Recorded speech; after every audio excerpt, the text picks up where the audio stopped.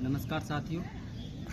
और हमारे देश के अंदर अलग अलग प्रकार की घटनाएं निरंतर होती रहती हैं, लेकिन फिर भी हमारे देश का जो शासन और प्रशासन की जो व्यवस्था है उसमें कभी भी मैंने सुधार नहीं देखा।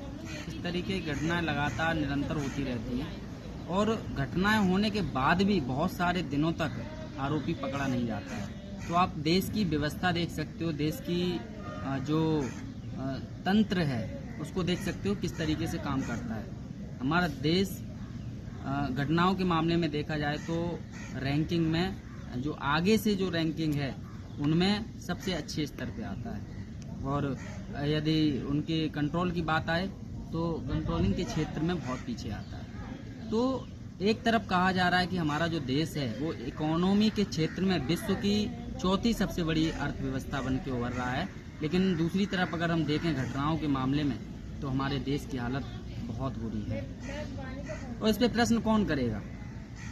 लगातार हमारे देश में घटनाएं होती रहती हैं और आम जनता लगातार दुर्घटनाओं से होती रहती है और अपने जान माल का हानि करवाती रहती है।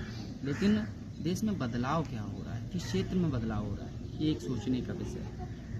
साथियों, हम इन चीज़ों पर, इन मुद्दों पे बात क्यों नहीं करते? हम देखते हैं कि पूरे देश की जो राजनीति है वो कुछ चंद मुद्दों के अंतर्गत घूमती रहती है, लेकिन जो भौतिक ज़मीनी हकीकत वाले जो मुद्दे हैं उनको छोड़कर देश की जनता अन्य सभी मुद्दों पे वैसे बात करेगी। जो धार्मिक मुद्दे होंगे, अन्य तरीके के मुद्दे होंगे, जात पात के मुद्दे होंगे, लेकिन हकीकत में जो सुरक्षा की दृष्टि से देखा जाए, देश में विकास की दृष्टि से देखा जाए, मानव की किस तरीके जीवन बेहतर बन सकता है, उन चीज़ों को देखा जाए तो उनके क्षेत्र में सरकार और हमारे देश के जो लोगों के जो करने की जो मुद्दों को उठाने की जो आवश्यकता है वो शून्यता की तरफ दिखाई देती है। तो एक सोचने का विषय है। तो देवहानी की जो टीचर है, जो मनोरमा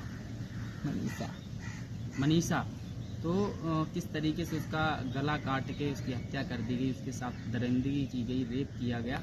और आज 5वां-6वां दिन हो गया है, आज भी आरोपियों को पुलिस पकड़ नहीं पाई।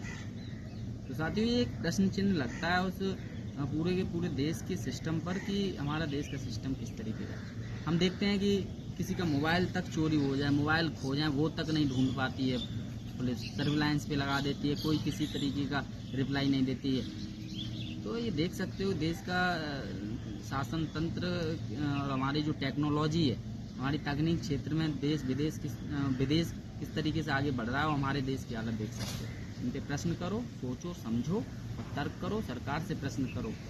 और जो सरकार टेक्नोलॉजी, तकनीकी, इन सब चीज़ों पर ध्यान ना दे और प्रशासन शासन को स्ट्रिक्टनेस से फॉलो ना कर पाए, आरोपियों को ना पकड़ पाए, तो काट फेंको ऐसी सरकार। आपके क्या विचार हैं? कमेंट करो। जय हिंद साहब।